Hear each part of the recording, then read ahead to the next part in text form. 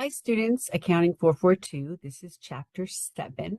Let me share my screen.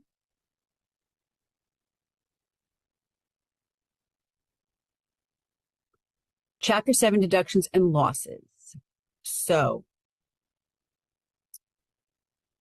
we should be able to, what is the amount, classification, and timing of a bad debt deduction?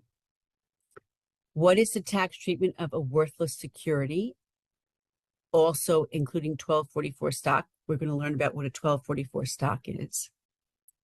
What's the difference between a deductible and non-deductible loss of an individual?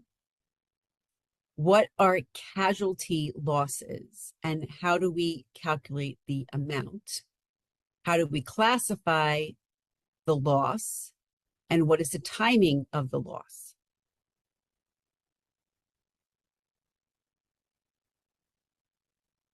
Research and experimental expenditures, how do we treat them for tax purposes? The excess business loss limitation rules, what are those rules? Net operating loss, and then some planning opportunity. So in this big picture, Martha, she's cash basis.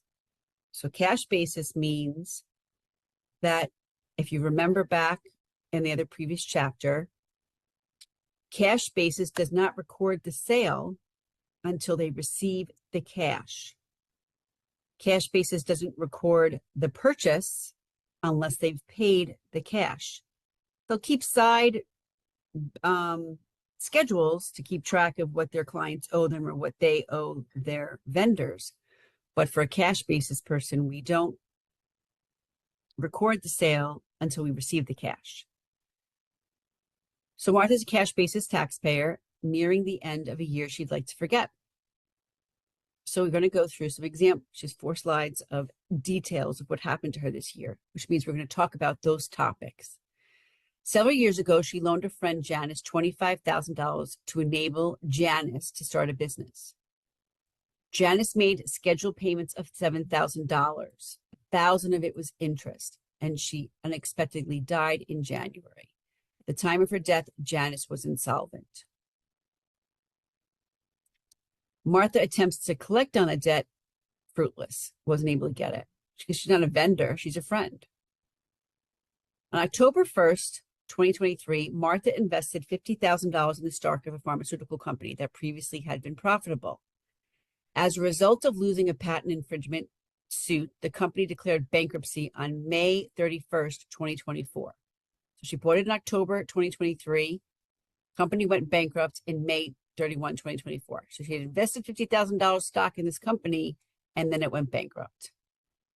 The bankruptcy trustee has informed its shareholders they should not expect to receive anything from the company. On the Excel file, I have the facts here. She loaned a friend, October, well, this is 2023.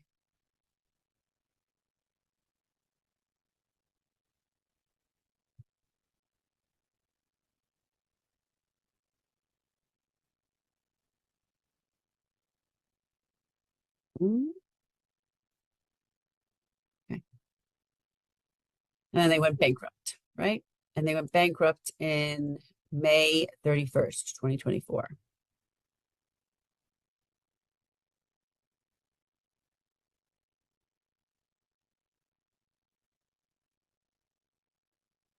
Martha has owned and operated a bookstore as a sole proprietor for the past 10 years. The bookstore was previously profitable, but now, because of the online ebooks, her bookstore has a loss of $180,000 this year.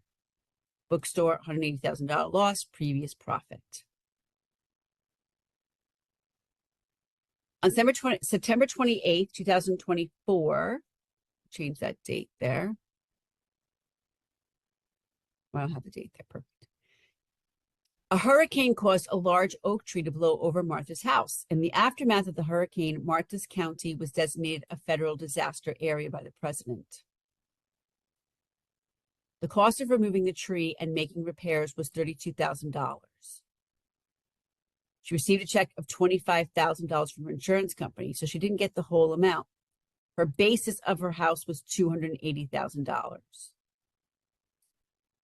$32,000, check from insurance of $25,000. That's a $7,000 loss, adjusted basis of the house. What can she deduct? What is she not allowed to deduct? Is there a limit on what she can deduct? Can she carry over what's not deductible this year? On the last slide, on March 8th, 2023, change these dates. Martha purchased what she believed to be a small business stock, a 1244 stock, from her friend Peter of $20,000 for $20,000. The stock value began to decline soon after she purchased it. On November 2nd, 2024, she sold it for $12,000.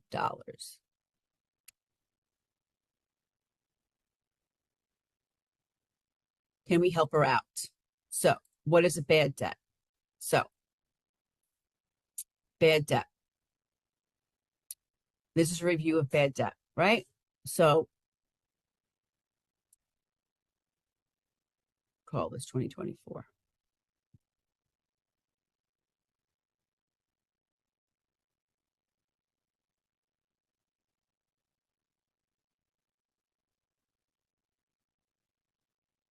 Pause your, after I tell you what to do. If a sale of $1,000 in 2023 for on account 20%, how do you record that journal entry if it's the accrual method? How do you record it if it's the cash method? So pause this video, figure out what your transaction is, and then come back to it. Okay, so welcome back. So for the accrual method, we record accounts receivable because it's $1,000, 20% on account, accounts receivable $200. So we are waiting to receive the $200.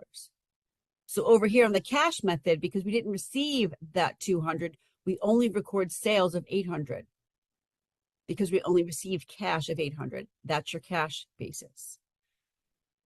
The accrual method, we received cash, we record the whole $1,000 of sale. Okay. Now, if you have bad debt, bad debt is $50.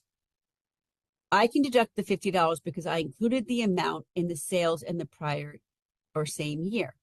Well, maybe not, right? Yes. So on my tax return, I recorded $1,000 of sales, which means my income went up in 2023, which means I paid taxes on the $1,000. Okay. So of the $50 that I haven't received yet, which is part of my accrual of the $200, like I'm waiting to receive $200, and I'm told I'm not going to receive $50 of the $200, I can record that bad debt on my tax return this year because I previously paid taxes on that $50 when I recorded the whole $1,000 of sales in the previous year. Now, in this cash method, please, my bad debt is the $200, right? But I didn't record the $200 of sales. So if I have a bad debt of $100, meaning I'm not going to receive 100 of the 200 I'm owed, I cannot deduct the $100 because I did not include the amount in the sales in the prior or current year. I had sales of $1,000, okay, but I only recorded sales of $800, which is the money that I received. Since I did not receive a benefit, or sorry, I did not pay taxes in a previous year, I can't record the bad debt. The recording of the bad debt is only to get back the taxes that you paid on the sale the previous year. Why are you getting it back? Because you're not going to receive the money for it. That's what this bad debt is talking about in these slides. So Martha, she cannot take a bad debt deduction for any unpaid accrued interest on the loan because the interest was never recognized as income. Okay. A bad debt deduction is allowed only if income related to the accounts receivable was previously included in income. You're not allowed to deduct a bad debt if you never recorded it in income before. Okay. Business versus non-business bad debt. If you have a business bad debt, that's treated as ordinary income in the year incurred. Ordinary income follows the tax rates of 10, 12, 22. The other type of income would be capital income, right? So if you have a business bad debt where you're in the business of doing whatever your business is and somebody doesn't pay you, that's going to be an ordinary deduction because it's part of business. Only if the receivable, so in this example here where I say, I'm going to do a journal entry for the $50 because I recorded the sale of $1,000 and I'm waiting to receive 200 and I'm being told I'm not going to receive 50. So because I already paid taxes on that $50, I want to get the money back, right? So I'm going to do an allowance for bad debt. This is what I think I'm not going to get. I debit bad debt and I credit allowance for bad debt of $50. Okay. My accounts receivable is still 200 minus the allowance for bad debt is 50. So my net receivable is 150. But now I'm going to write it off. This is a review of accounting 335. So I'm setting up the allowance. This is what I think I won't get, those $50. And then I find out of the $50 that I think I'm not going to get, I'm actually not going to get 30. We don't get 30. So I'm going to reverse the allowance for bad debt. I'm going to reverse the $30 out of bad debt. I'm going to reverse the account receivable for what I can't deduct. That's writing it off. That's writing it off. Okay. So if the receivable has been written off, the collection of the receivable in a later year may result in income being recognized. So here I am. I've got this $200 that I'm waiting to receive payment for. I've already paid taxes on the $200 because I paid it on the whole $1,000. I think the bad debt is I'm not going to receive 50 of that 200. So I set up an allowance for bad debt of $50. So my net account receivable is 150. Then I find out of the $50, I'm not going to receive 30 of it. So I reverse the allowance for bad debt because I've set up an allowance of $50. I think I'm not going to get $50. So I'm going to actually use 30 of the $50. So I'm going to reduce that number because I'm actually using it. So I reverse the allowance for $30 and then I reduce my accounts receivable for $30. So now that reduction of the account receivable is going to basically, I'm going to get a refund for the taxes that I had paid up here. I'm going to get a refund when I write it off on my tax return of the $30. I'm going to get a refund for the taxes that I paid when I recorded that income. So what this is saying, if I wrote off the $30 and later on my client says, well, you know what, that $30 that I said I couldn't pay you, I'm actually going to pay you that. I'm going to then turn around and I'm going to reverse this journal entry. I'm going to reverse this journal entry.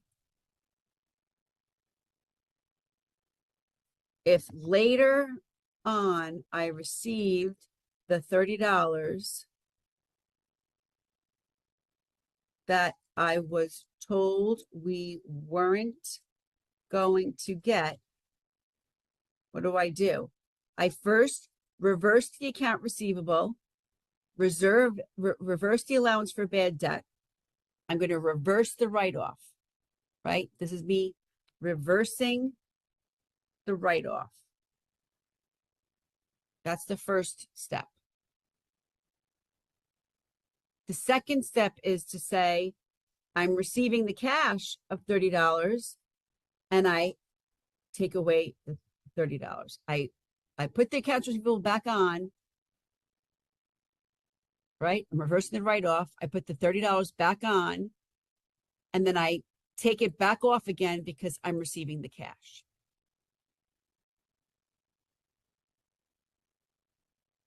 Okay.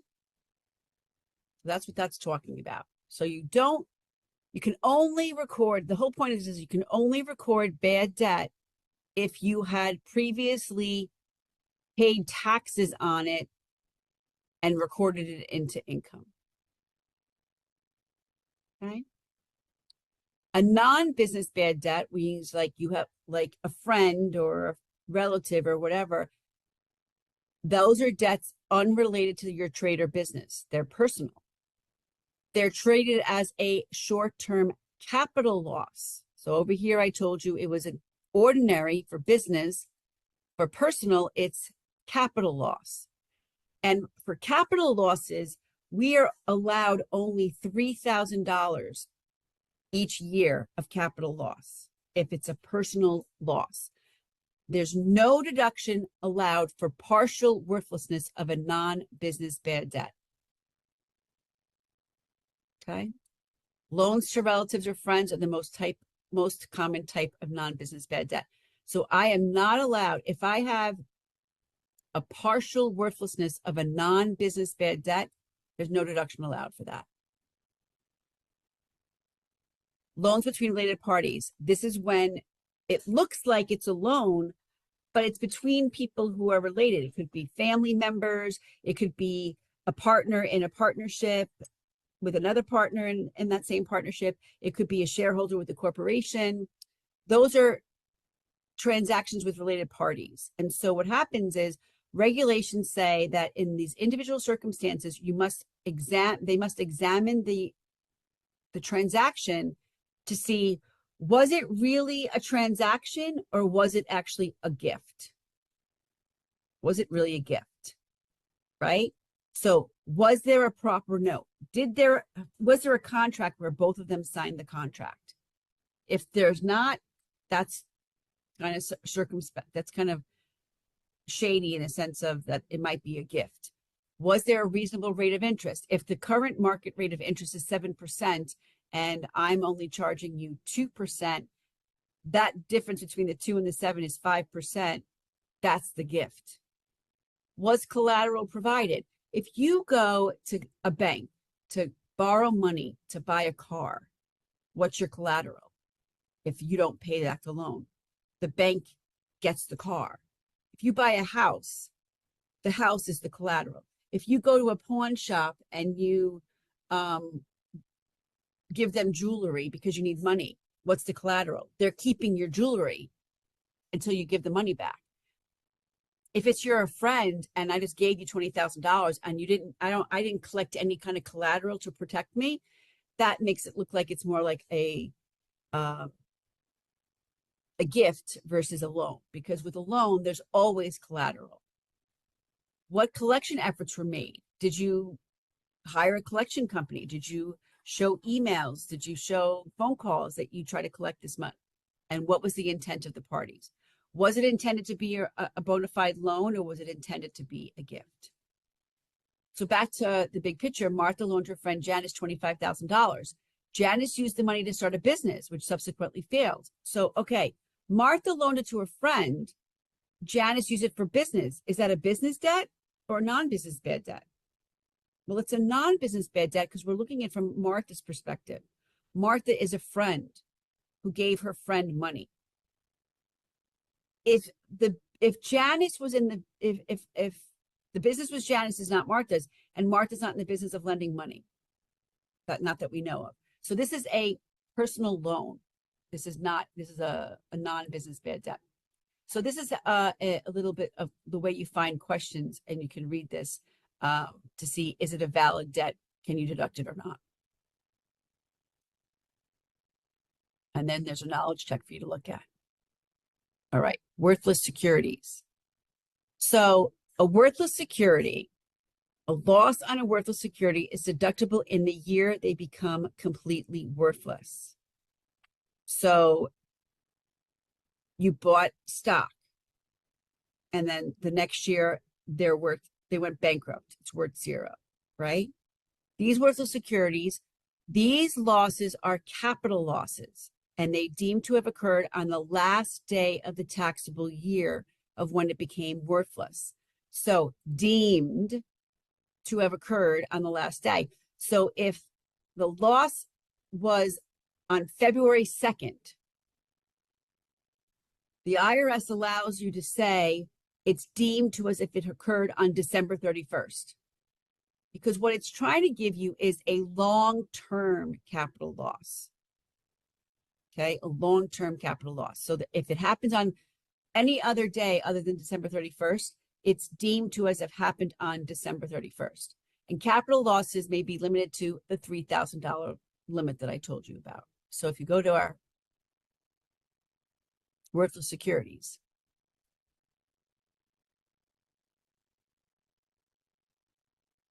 let's say I bought stock on November 30th, 2023, and it became worthless on March 2024. What is my holding period? My holding period is November 30th, 2023 through what? Is it March 2024? No, because it gets the March 2024, it's deemed worthless at the end of the year, December 31st, 2024. So you move this date to December, the end of the year, no matter what. Same with here. I bought it in January 30th, let's say 2023. It became worthless on March 2024.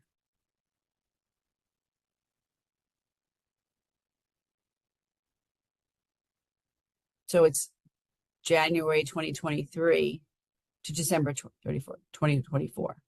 Okay? So worthless securities, it gives you a long-term period. Okay?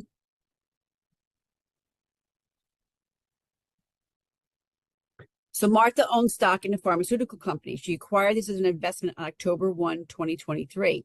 It cost her $50,000. On May 31st, the stock became worthless when the company declared bankruptcy. So she bought it in October 1, 2023. It went worthless on May 31st.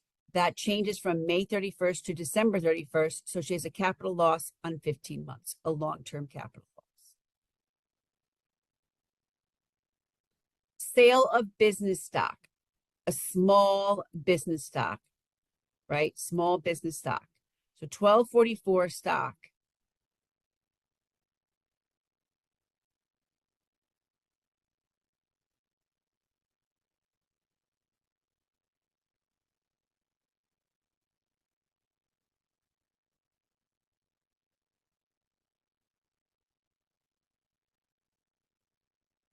Okay. Small business stock, which is 1244 stock. Small business stock is when companies have only $1 million of capital contribution. So let's say you and your friend decide to start a business together, and one of you contribute $500,000 and the other one contributes $600,000. You are no longer a small business because 5 plus 6 is 1.1. You've gone over the capital contribution of 1 million. So the small business stock, the reason why you have to be under $1 million is that they're calling that small business, is that you will have a lot more there's other benefits having a small business stock. Okay. So Martha acquired stock in the pharmaceutical company. It cost her $50,000. Oh no, that's the worthless securities. Excuse me. So she has this sale of worthless stock, has an ordinary loss rather than a capital loss. Okay. So when we talk about the worthless securities, this is a capital loss. Worthless securities, it's a capital loss. But when we have small business stock that's worthless, it's ordinary loss. Okay. So worthless securities, just any security that's not small business, it's a capital loss. When you have small business stock, it's an ordinary loss, which is a more beneficial stock, a more beneficial tax rate. But your ordinary loss is limited to $50,000 for a single, $100,000 if you're married filing jointly.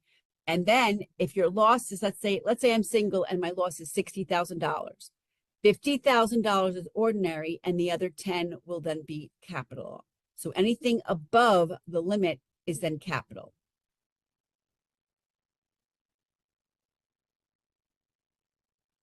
So on March 8th, Marcia purchases what she believes to be small business stock from her friend Peter.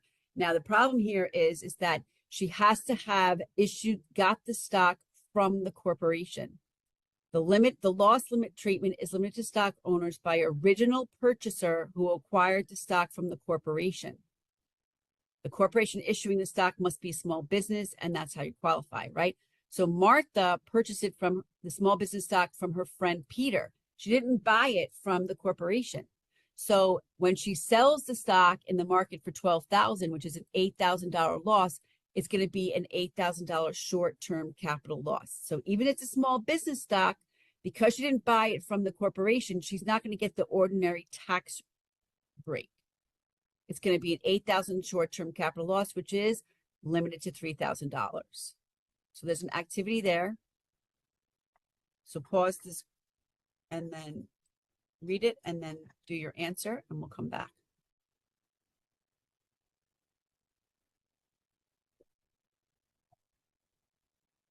All right, so there's your answer, E. So let's go to your Excel file.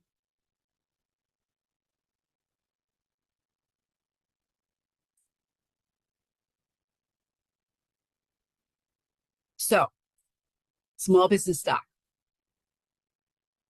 Ordinary loss, capital loss. Capital losses are limited to $3,000. Step 2, limit the loss. Single, 50,000, married filing jointly 100. Step 3, everything over the ordinary loss limitation is capital. So I have single, married filing jointly, single, married filing jointly. So I have a loss of $65,000. My limit is 50,000. So 65 minus 50 is 15. So 15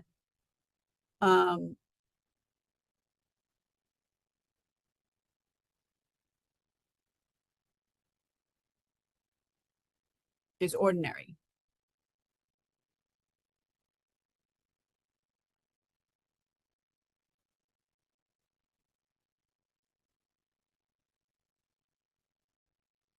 Is capital, right? So $65,000 is a loss.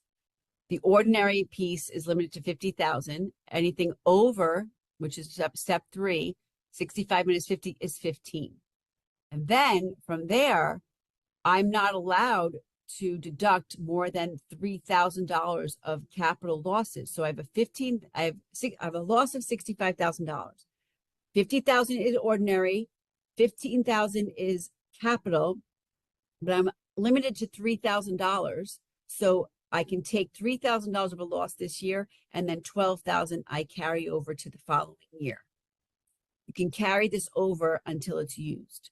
So married filing jointly, single, married filing jointly. So pause this and do these, if you're on the Excel file, then just, delete this and try to do it on your own. But do these problems, and then once you're done, come back to the class. It's there for you to learn it, so don't just copy it. Try to do it on your own. All right, welcome back. So that's your answer, right? So 100 married filing jointly, it's $120,000 loss. I have 100,000 of that is going to be ordinary. 120 minus 100 is 20. That's going to be capital. I have a limit of 3,000, so 17 is going to be carried forward, and so on and so forth. All right. Losses of individuals. So if you have businesses, you're allowed to deduct those losses in your trade or business, right? So only the following losses are deductible by individuals. If you have losses incurred in a trade or business, in transaction for profit, or caused by fire, storm, shipwreck, or other casualty by theft. From 2018 to 2025, personal casualty or theft losses are deductible only if attributable to federal declared disaster area. So prior to 2018, let's say you had a fire in your house or you had a flood in your house and you had a $20,000 damage to your house. You could deduct that $20,000 on your tax return, minus $100, minus 10%, which we're going to get to. But you could deduct that $20,000 on your tax return. 2018 to 2025, you're only allowed to deduct that loss if whatever happened to cause that flood, the President of the United States declares it a federal disaster area. So, for example, if there was a flood in our area and your house was damaged and the President does not declare it a federal disaster area, that loss that you had, you can't deduct it. Okay? So that would be a casualty loss. Losses or damages to property that arise from fire, storm, shipwreck, or other casualty loss. The loss from the event that is identifiable. You know that this loss, fire, storm, whatever, happened from an event, one event, not like damage to property happening year over year over year, and then the place is a mess because you didn't take care of it. It has to happen from an event, like a fire or a storm or whatever, that there's damage to the property and it's sudden, unexpected, unusual in nature. So, for example, unusual in nature. Let's say you live in California and you live in San Francisco and you have an earthquake. Is that sudden, unexpected, and unusual in nature? No. San Francisco has earthquakes all the time. So if you have a loss from that, that cannot be a casualty loss because it happens all the time. If you live in New York where there's never any hurricane, I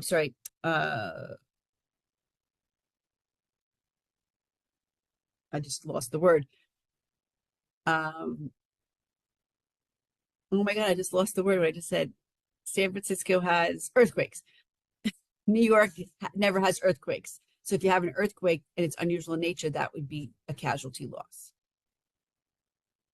Now, here's a knowledge check you can do on your own. Not all acts of nature are treated as casualty from income tax purposes. They have to be sudden, unexpected. They cannot be a decline in value. Your property value went down. Disease or insect damage are not casualty. Theft must not include, but is not necessarily limited to, larceny, embezzlement, or robbery. Does not include misplaced items. You have to show that there was an actual theft, not that you can't find something.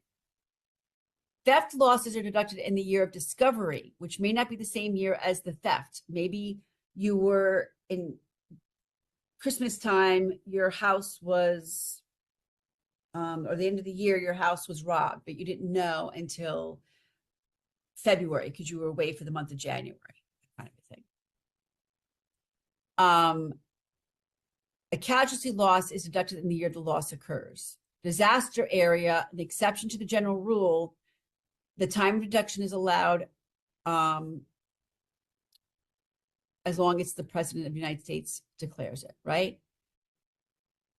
When you deduct it, no, it's reasonable prospect if it's reasonable for a full recovery. So you have a fire in your house. It's a federal disaster area. It's $20,000. The insurance company says, we're going to pay you. If it's reasonable that you're going to get a full recovery, that the insurance company is going to give you the $20,000, you don't put that loss on your tax return because you can't deduct a loss if you know you're going to get recovered, right? This is about having a loss. So if you're going to be made whole by getting paid $20,000 from the insurance company, then you can't deduct that on your taxes. And you can deduct it in the year of settlement, any amount not reimbursed. So let's say, for example, 2023, you had a fire, $20,000. The insurance company says, we're going to give you that $20,000. So you don't deduct it on your tax return. 2024, the insurance company doesn't pay you $20,000. They pay you $18,000. So you got $2,000 that you didn't get reimbursed. So in the year of the settlement, which is 2024, where you received the $18,000, that $2,000 difference, you can put that $2,000 loss on your tax return. So 2023 fire, you got $20,000 damage. The insurance company says, we're going to give you the $20,000. 2024, they pay you only $18,000. They're not going to give you the $20,000. That $2,000 of a loss, you can deduct it in that year of settlement. If only partial recovery is expected, deducted in the year of the loss, any amount not recovered. So let's say you had damage and the damage was $20,000, right? But it was like it was $20,000. But the insurance company says, we're going to only pay you 10. So that 10, no, we're going to pay you 12. So you had $20,000 loss. The insurance company says, we're going to pay you 12. That $8,000 that you're not going to get, you can deduct that in the year of the loss because you were told you're not going to get it. So then say $20,000, they're going to give you 12, you deduct the 8. In the following year, they only give you 10. In the following year, you can deduct another 2. So 20 versus 12 is 8. They only give you 10. That other 2 you can deduct. So then you wind up doing 8 in one year, 2 in the other, which is the 10,000. So back to the big picture. Martha's personal residence was damaged when a hurricane caused an oak tree to fall on her house. The amount of her uninsured loss was $7,000, 25 minus 32. Because of the extent of damage and the president said it was a disaster area, she can deduct that $7,000. She could either, so here's another perk.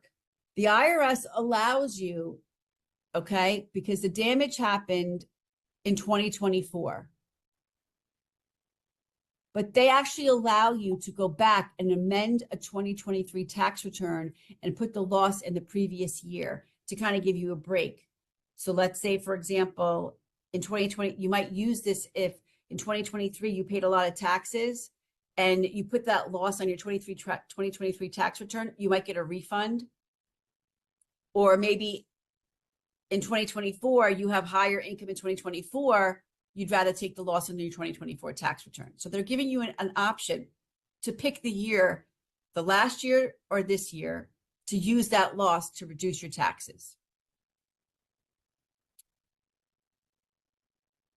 How much of the loss is there?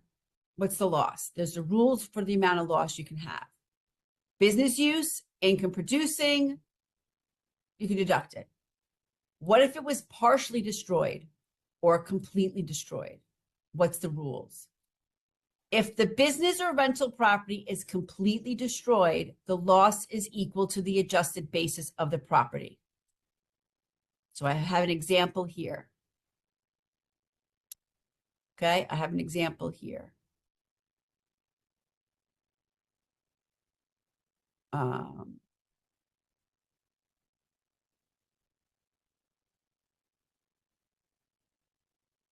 Measuring loss. If it's completely destroyed, the loss is equal to the adjusted basis. So here's the adjusted basis of these two examples, 450 and 700.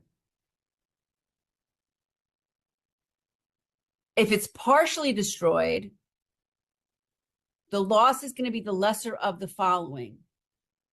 What's lower? The adjusted basis of the property before, the adjusted basis of the property, or the difference between the fair market value before the event or the fair market value after the event. So if it's completely destroyed, this example here, take this all away. I have adjusted basis of the property was 450. The fair market value of the property before the damage was 900,000. The fair market value after that was 350. What's the difference? The difference between the before and the after. 900 minus 350 is 550. So if it's partially destroyed, you take the lesser of the adjusted basis or the difference between these two numbers. So which number is lower, the 450 or the 550? The 450 is lower. Right? So if it's partially destroyed, you take the lesser of the adjusted basis or the difference between these two numbers, which is this. Which one's lower? The 450. It's completely destroyed, you use the adjusted basis. The completely destroyed is the 450. So try to do this example on your own and then come back. Pause this and then do it on your own. All right. Welcome back. So my adjusted basis is 700,000. The fair market value before is 850. Fair market value after is 250. So 850 minus 250 is 600. If it's partially destroyed, we're taking the lesser of the basis or the difference between these two. Which number is lower? The 600,000 is a lower number. If it's completely destroyed, what do we take? We take the adjusted basis, which is 700,000. Okay? That's what all these pages are about. And you can read more. There's like personal versus business. You have to figure out the proportion of the ownership of what are the costs of repairs. You can read that. Now, personal loss deduction. For every event, you have to take $100, and then it's limited to 10% of the AGI floor.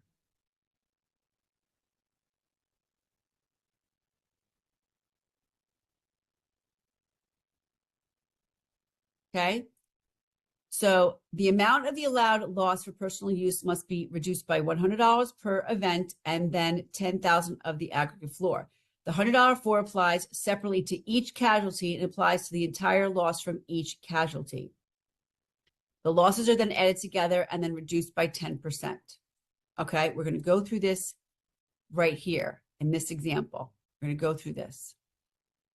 Okay, but I want to go through something else. So personal casualty gains and losses. In this 6 slides, we're talking about if you have a gain, and this is an example here that you're going to go through on your own because I'm going to do my own example on the Excel file.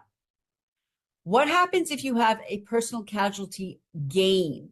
What would that be? You have a car. There's a car accident, or there's a theft. The car was worth $10,000 to you. Car's gone. Insurance company gives you a new car, or another car, not a brand new car, but another car. And the value of that car is $12,000. So you have a $2,000 gain because the old car was worth 10 and the new car is worth 12. You have a gain of $2,000. Okay. Now, that car accident was not a federally declared disaster area, right? But personal casualty gains, those are taxable. Okay. The IRS taxes you on gains, but then limits your losses, right? So you've got this casualty gain. And then let's say you had a bicycle, or sorry, a motorcycle, and you had a car accident with your motorcycle. And let's say the car was worth the bike was worth $8,000, and the insurance company only gave you $4,000. So you had a loss of $4,000, right? That's not a federal declared disaster area. That's two different gains, a gain and a loss, not federal declared disaster area. Okay. Then you had a loss on your house where there was a flood because of a hurricane.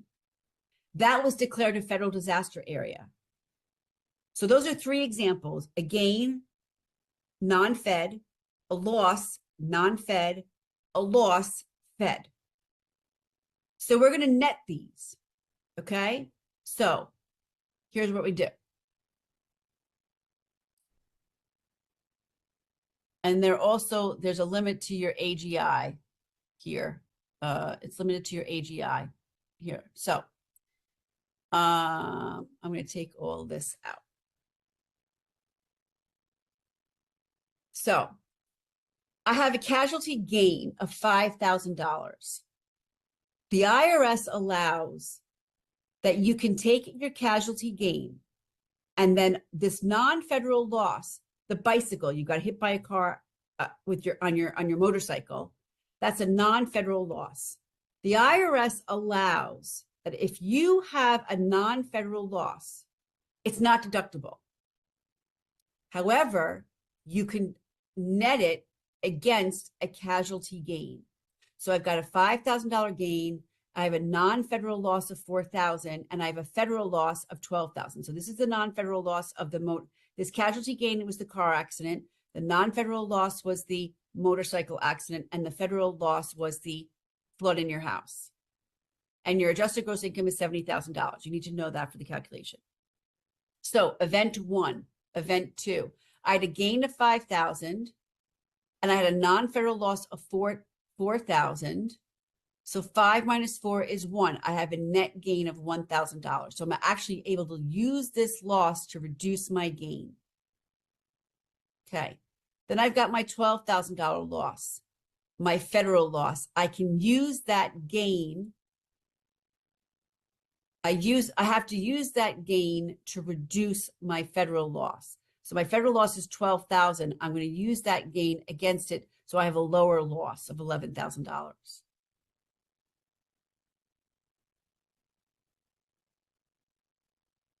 Then I take 10% of my AGI, 70,000 times 10%, 11 minus 7.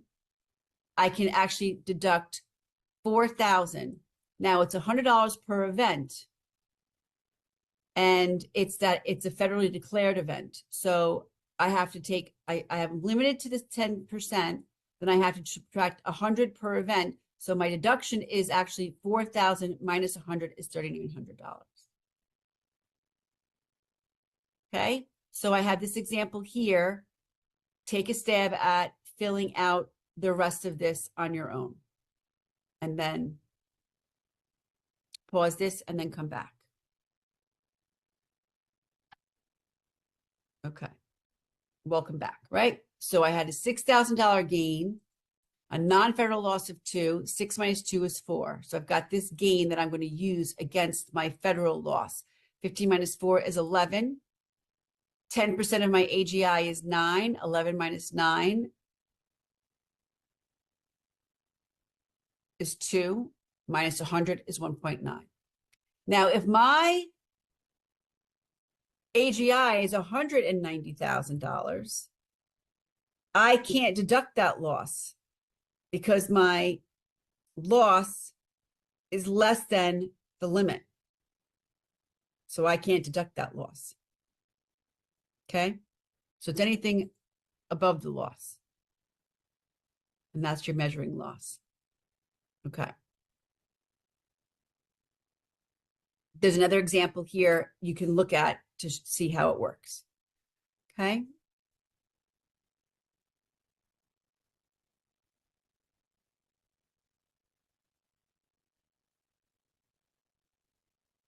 And there's a knowledge check. Research and experimental. So research and experimental, this is about, let's say, talk about, for example, a drug company that's going to create a vaccine, right? Well, they're going to go and spend all this money to either develop the vaccine or they're going to improve a current vaccine, right? They can either be changing the model, the process to create, to build it, to make it, the actual product that goes into making the vaccine, a formula to put it all together, an invention, all of these things. Companies that do create new products, they do research and development. Apple has a research and experimental to come up with new apps and new ways for their phone to work, etc., right?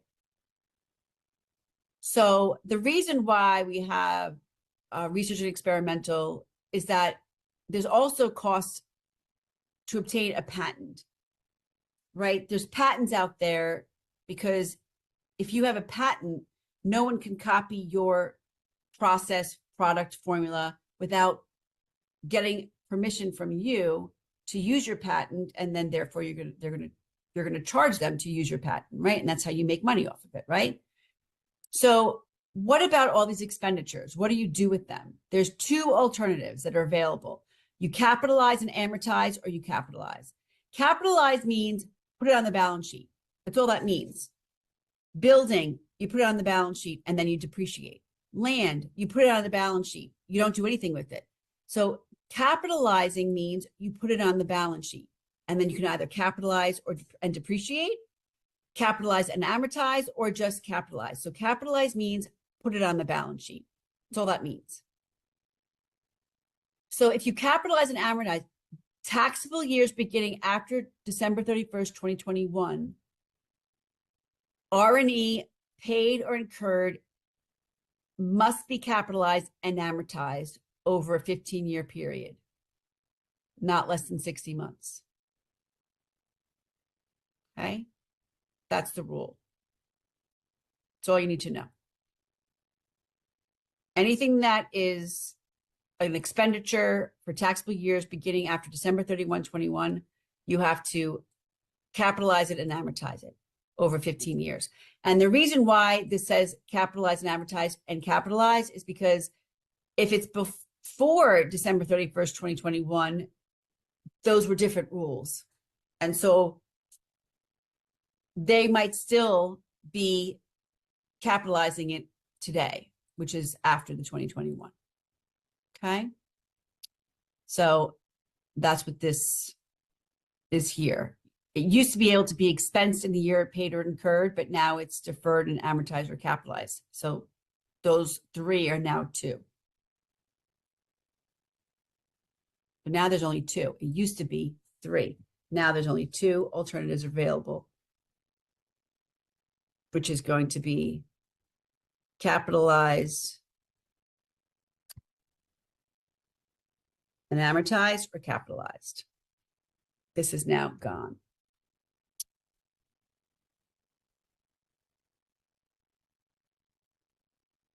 This is how it changes.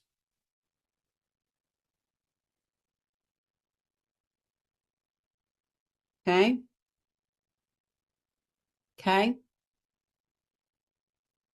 That's the new rules. So, excess business losses. If you're a non-corporate taxpayer and you have excess business losses, they're not allowed. So there's a limit. Okay. There's a limit. So it's 305 if you're single, 610 if you're married. So they're basically saying, okay, you need to go into business to make money. Okay. But we know that sometimes when you're working in a business, you kind of have losses. Okay. Well, they're like, well, we're not going to let you deduct all your losses. We're going to have a limit of what you can deduct.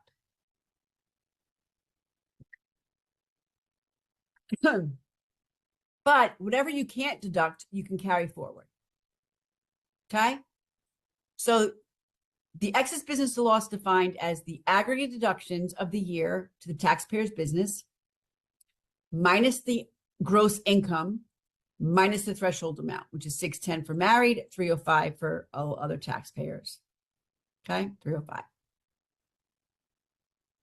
The purpose of that limit is so that it can be sheltered from a tax as a business result, because we don't want people to constantly have losses. We want you to be in business. So here's an example. Tonya is single, Susie is married. Her gross income of 320, her deductions are 630. She has a loss of 310. So the calculation, right? This formula right here is the aggregate business deductions of 630, right?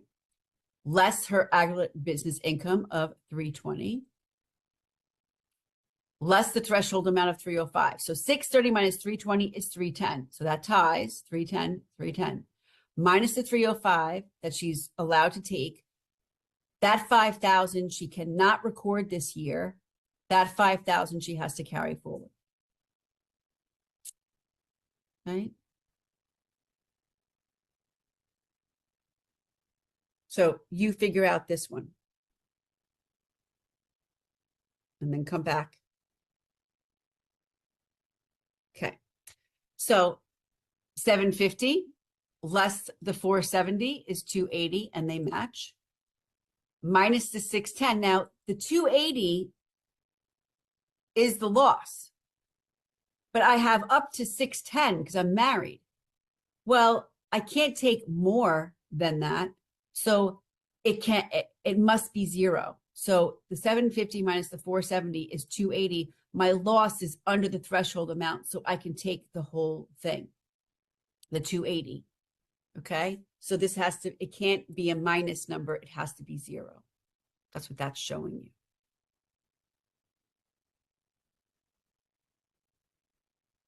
Okay. Net operating losses. So net operating loss is 1 year you have a loss, the next year you have income. You can take the loss from the previous year and apply it to this year's income to reduce your income to have a lower tax. Taxable years after December 31, 2020, the NOL can be carried forward indefinitely but cannot be carried back. Beginning in 2021, taxpayers must wait at least 1 year to receive a tax benefit from the loss.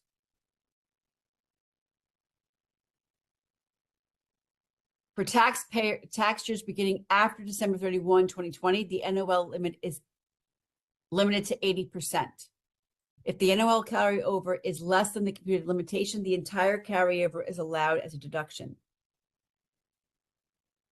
80% of the taxable income limit may extend the time over which an NOL is used, making taxpayers wait longer to receive the benefit. So how does that work? Taxpayers beginning with after December 31 can only carry forward indefinitely and cannot carry back. It used to be that you would carry back 2 years and then carry forward 20 years. Then they changed it to no carry back and carry forward indefinitely. Why? Because they ate this 80% piece, which means if it's always 80%, you'll never use it all. It's always limited to 80%. Okay.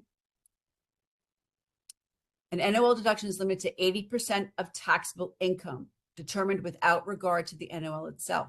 If the NOL carryover is less than the computed limitation, the entire carryover is allowed as a deduction. Okay, that means if it's the 80, you have only a little bit left. Okay. So the qualified business income will not create or increase a net operating loss. So on your tax return,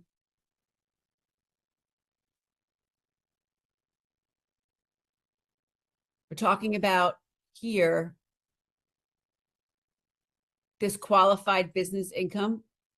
If your taxable income is a loss because of line 13, then you're not allowed to have that loss. The NOL cannot be because of a qualified business income deduction.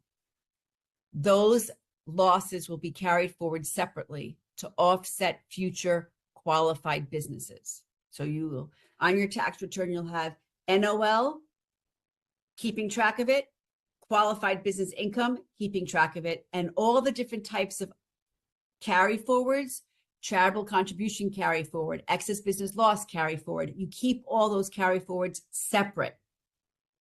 You always keep those carry forwards separate. Okay. These are all suspended, so you can read about that. So here's an example of an NOL. Was carried forward 20 years, previously was carried back 2 years, so now it's carried forward indefinitely.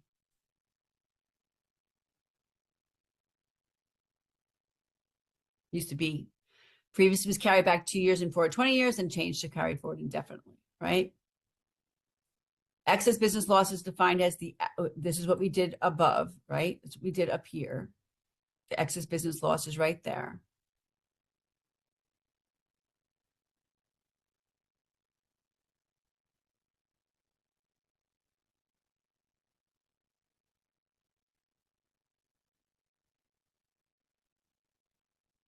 Take that out of here. Okay. So let's say it's 2020 and you have started your business. There's no revenue. 2014, you started your business, right? You had $500,000 of revenue, $600,000 of expenses. You have $100,000 of a loss. Okay. If the deductions other than losses, excess business loss, then you have to add them back, right? If the NOL carry forward is less than the entire carryover is allowed. So then the following year, you have $700,000 of revenue and $600,000 of expenses. You have $100,000 revenue. You cannot take the benefit in the first year, right? Which is one of the rules. Nothing of 1 year of benefits. So you have this $100,000 that you can carry forward. 2016, you have a $300,000 income, 900 minus 600, net income of 300. Great. So now you have 300 of income. So there's nothing to take, right? 2017, you have revenue of 250 minus expenses of 300. So you have net loss of $50,000. Okay. Well, I can use the 2016 income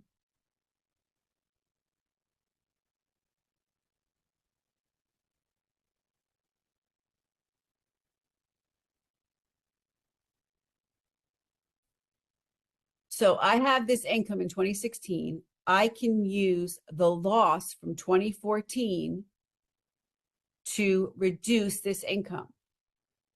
But 300,000 times 80% is 240. So 100,000, I take that 100,000 and move it over here. 240 minus the 100,000 is $200,000.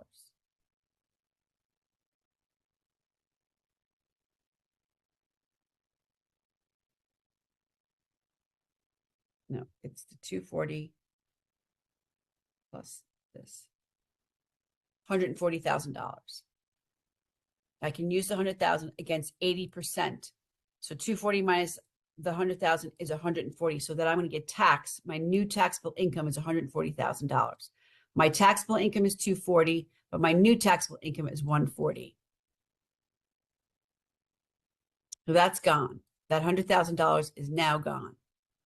2017, I have a loss of $50,000. I have to wait. I cannot use that $50,000 loss in 2018 because I have to wait a year. 2019, I have income of $4,000. 4,000 times 80% is my new taxable income is $3,200. I have $50,000 I can use, but I can only use whatever the income is. So 3,200. So 32 minus 32 is 0. So my carry forward is the 50,000 minus the 3,200. I'm carrying forward 46,800. Okay. That's how NOLs work. So I have a loss. I cannot use it against income in the first year. I have income the next year. I figure out my 80%. I apply the 100,000 to 80%. That's my new taxable income. I have a loss. I can't take it in the next year. I have an income in the next year. I take 80% and I use that against that. And that's NOLs. That's how NOLs work. We focus on the big picture. Martha can receive tax benefits associated with her unfortunate occurrences during the current year. That loan to her friend was personal. So it's a non-business bad debt. So it's a short-term capital loss, which means she's limited to $3,000 each year. That investment of $50,000 is a short-term capital loss. Add those together, right? Because she bought it from her